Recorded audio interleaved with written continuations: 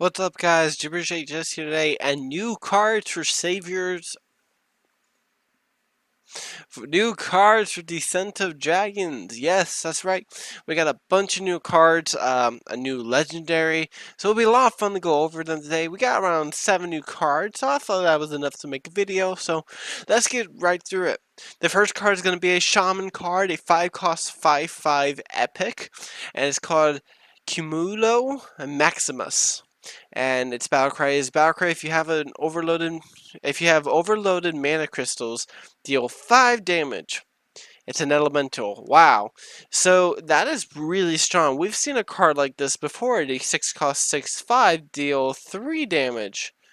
So is this better? This is much better. Dealing damage to whatever you want for 5, get a 5/5 and basically almost a fireball. That's very strong.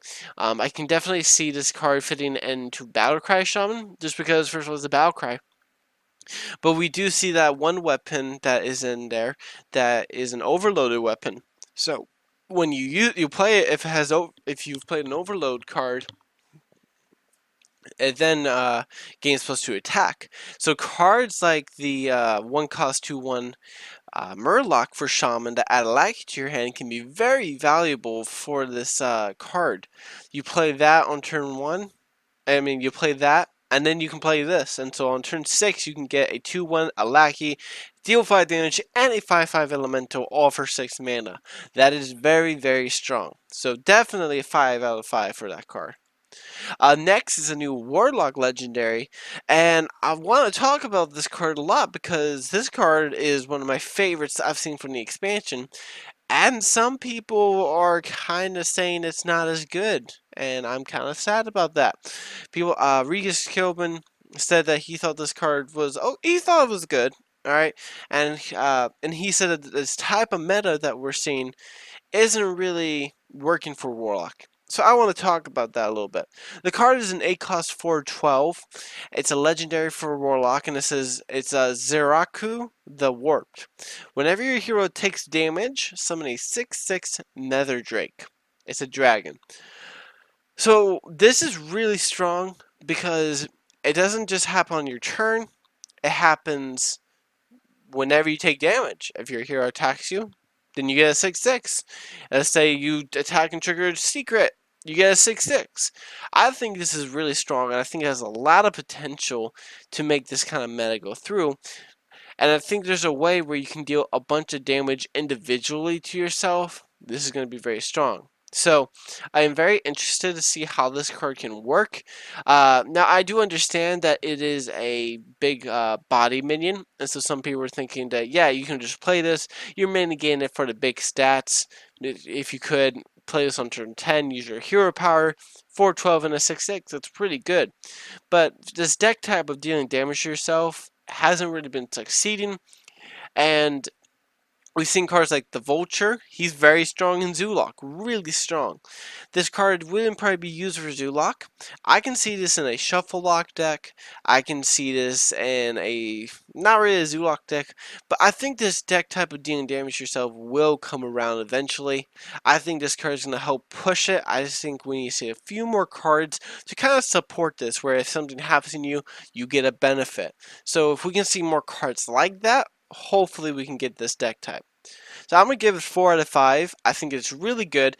I just like to see more ways of dealing damage to yourself individually. Because like, let's say you could like deal 3 damage to yourself, 1 damage at a time.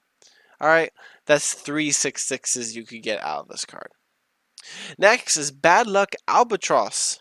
It's a 3-cost 4/3 Death Rattle beast, and it's neutral and it's a rare. It says Death Rattle shuffle 2 1/1 Albatross into your opponent's deck.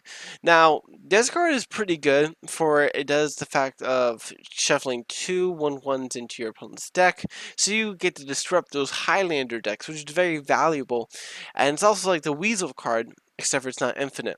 Now, the only problem with this card is I don't really see a deck you could run this. Maybe Hunter because it has the Beast energy.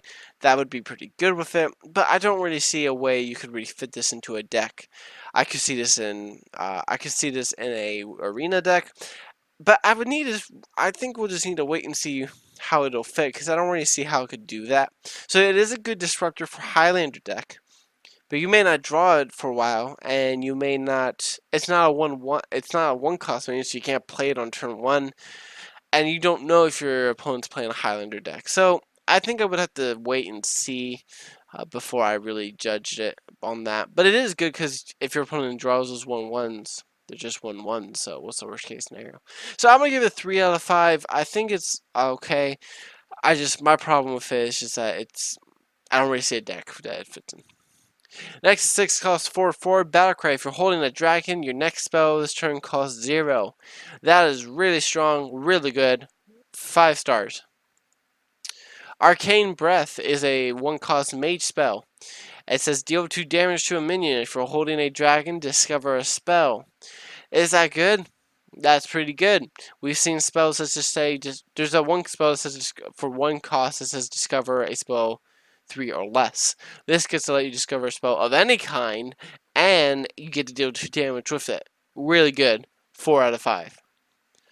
Next are the 2 legendaries I'm excited to talk about today. So we got Nethog for Shaman. He's a 6 cost Shaman, and it says Battlecry, summon 2/0/3 eggs. Next turn, they hatch into 4/4 drakes with Rush. So I obviously think this card's really good. Now, a lot of people have been saying it's not that good. Shut up, gibberish. Well, the thing is, I think it's really strong because it's a battle cry. Even if they silence it, which would probably be the worst thing for you because then you just have 0/3s on it, you still would be able to do something like Bloodlust with them if you wanted to. Or you could play Shudder Walk with this, or the Quest Shaman. So I think Mass Dispel would be your worst case scenario with this card. Other than that, I think it's just a really good card. People have been adding up the stats with it. I don't think that's what you're looking for with this card. With this card, I think it's a dragon. So that's the first benefit. The second benefit is that you're getting 4/4 dragons with Rush. So next turn, you're getting 2 4/4s that are going to be attacking the floor. If you use your hero power for your Quest Shaman, then you're going to get 4 4/4 dragons next turn. This is really strong. And then you can play Shudder Walk, which will summon another 4/4 dragon next turn. I really don't understand why people are only giving this around 3 to 4 stars. I would give this card a 5 stars. I would love to see decks with this type of card. It's very interesting because I love how the eggs hatch on their own. Because if it was just summon like a 0/3, 2/0/3 eggs, and then with Death Rattle, they summon like a 5/5 Drake, that would not nearly be as good. Right? It's the fact you get to hatch, that they hatch on their own, that makes them really strong.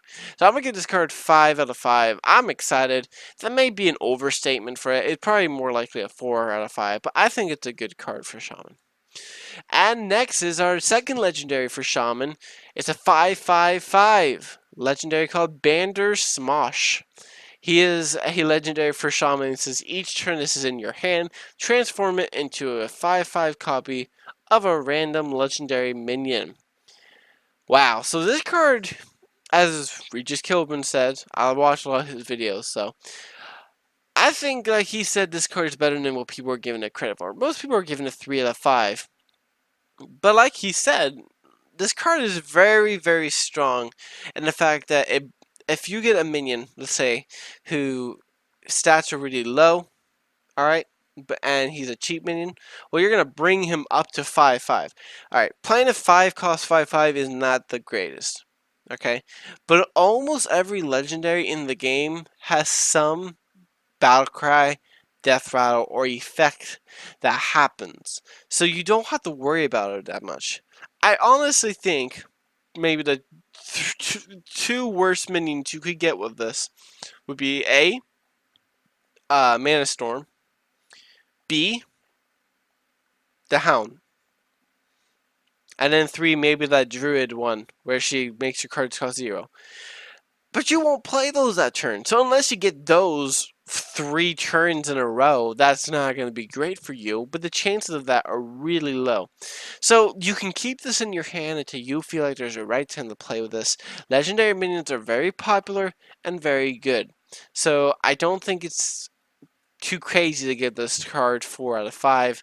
I honestly would like to give it 5 out of 5, but I don't think it deserves that. So I think this card is very good, and people should give it a little slack and a little more expectations for it.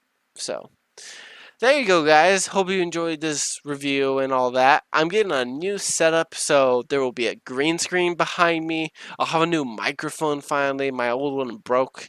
And yeah, I'll get a new webcam, so, and new lighting. I'm getting a whole new setup, guys, and it's going to make the videos seem a lot better and make these card reviews go a lot smoother. So until that happens, though, I'll see you guys in the next video, and I'll see you guys next time.